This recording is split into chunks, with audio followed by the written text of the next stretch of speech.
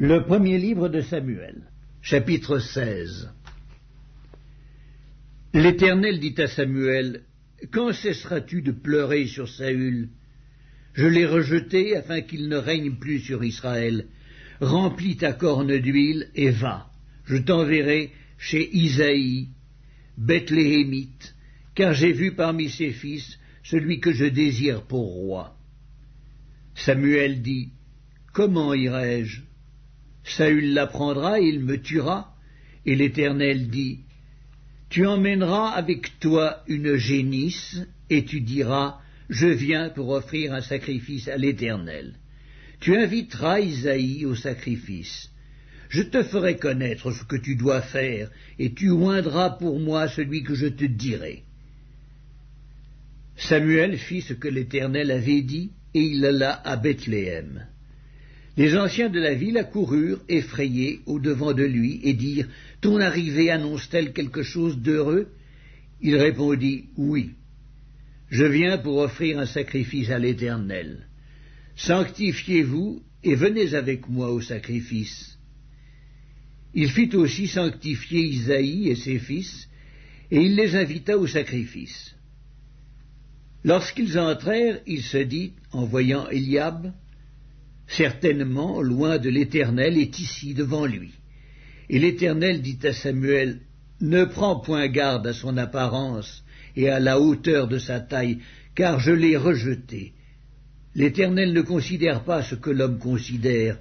L'homme regarde à ce qui frappe les yeux, mais l'Éternel regarde au cœur. » Isaïe appela Abinadab et le fit passer devant Samuel. Et Samuel dit, « L'Éternel n'a pas non plus choisi celui-ci. » Isaïe fit passer Shamma, et Samuel dit, « L'Éternel n'a pas non plus choisi celui-ci. » Isaïe fit passer ses 7 fils devant Samuel, et Samuel dit à Isaïe, « L'Éternel n'a choisi aucun d'eux. » Puis Samuel dit à Isaïe, « Sont cela tous tes fils? » Et il répondit, « Il reste encore le plus jeune, mais il fait paître les brebis. » Alors Samuel dit à Isaïe, « Envoie-le chercher, car nous ne nous placerons au point qu'il ne soit venu ici. » Isaïe l'envoya chercher.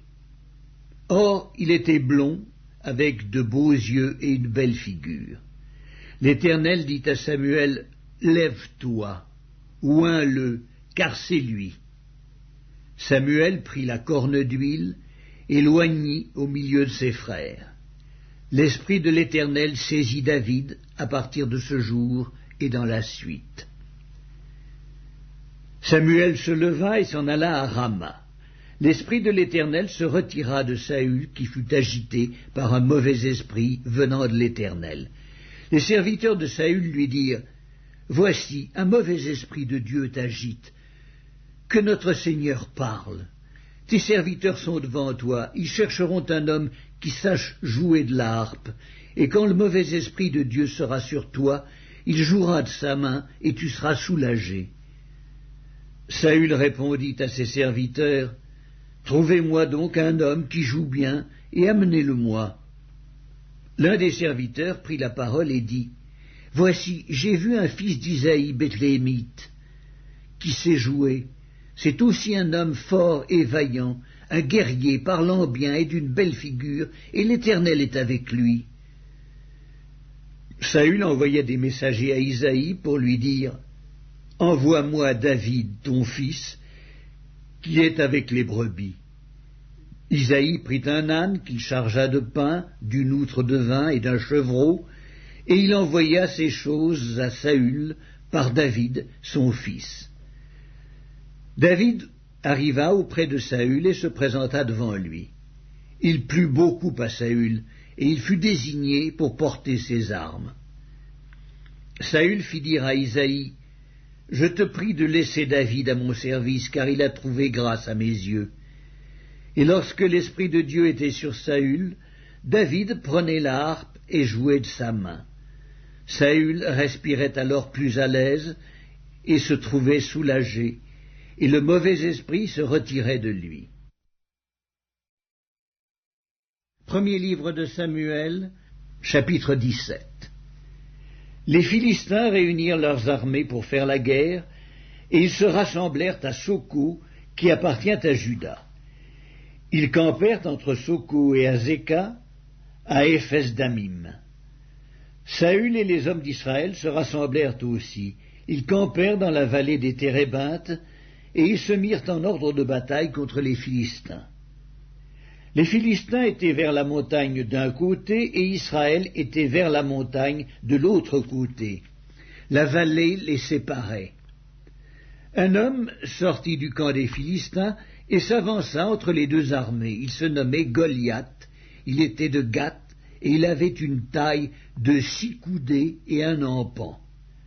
Sur sa tête était un casque d'airain, et il portait une cuirasse à écailles du poids de 5000 cycles d'airain. Il avait aux jambes une armure d'airain et un javelot d'airain entre les épaules. Le bois de sa lance était comme une anse souple de tisserand, et la lance pesait 600 cycles de fer. Celui qui portait son bouclier marchait devant lui. Le Philistin s'arrêta, et s'adressant aux troupes d'Israël rangées en bataille, il leur cria « Pourquoi sortez-vous pour vous ranger en bataille? Ne suis-je pas le Philistin et n'êtes-vous pas des esclaves de Saül? Choisissez un homme qui descende contre moi.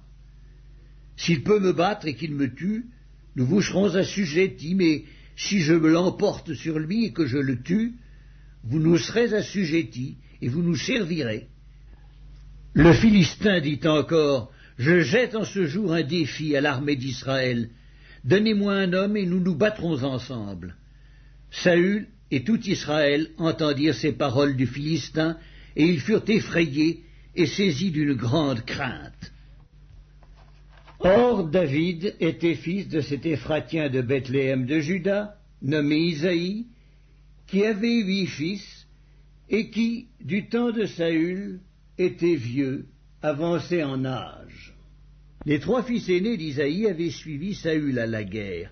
Le premier-né de ces 3 fils qui étaient partis pour la guerre s'appelait Eliab, le second Abinadab et le troisième Shamma. David était le plus jeune, et lorsque les 3 aînés eurent suivi Saül, David s'en alla de chez Saül et revint à Bethléem pour faire paître les brebis de son père. Le Philistin s'avançait matin et soir, et il se présenta pendant 40 jours. Isaïe dit à David, son fils, « Prends pour tes frères cet épha de grains rôtis et ces 10 pains, et cours au camp vers tes frères.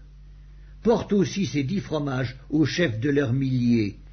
Tu verras si tes frères se portent bien, et tu m'en donneras des nouvelles sûres. » Ils sont avec Saül et tous les hommes d'Israël dans la vallée des Térébintes, faisant la guerre aux Philistins. David se leva de bon matin. Il laissa les brebis à un gardien, prit sa charge et partit, comme Isaïe le lui avait demandé. Lorsqu'il arriva au camp, l'armée était en marche pour se ranger en bataille et poussait des cris de guerre. Israël et les Philistins se formèrent en bataille, armée contre armée. David remit les objets qu'il portait entre les mains du gardien des bagages et courut vers les rangs de l'armée. Aussitôt arrivé, il demanda à ses frères comment ils se portaient.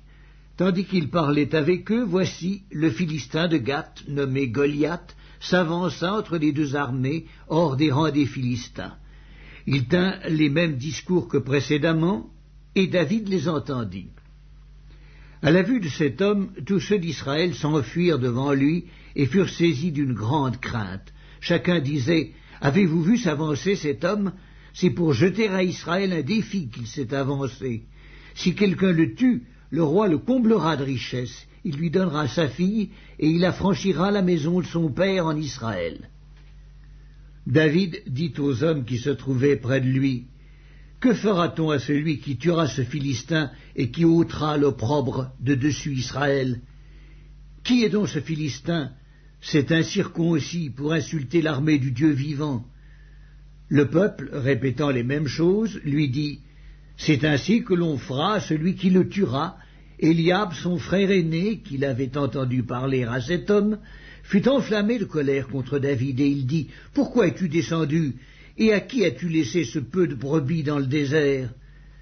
Je connais ton orgueil et la malice de ton cœur, c'est pour voir la bataille que tu es descendu. David répondit, qu'ai-je donc fait? Ne puis-je pas parler ainsi? Et il se détourna de lui pour s'adresser à un autre, et fit les mêmes questions. Le peuple lui répondit comme la première fois. Lorsqu'on eut entendu les paroles prononcées par David, on les répéta devant Saül qui le fit chercher.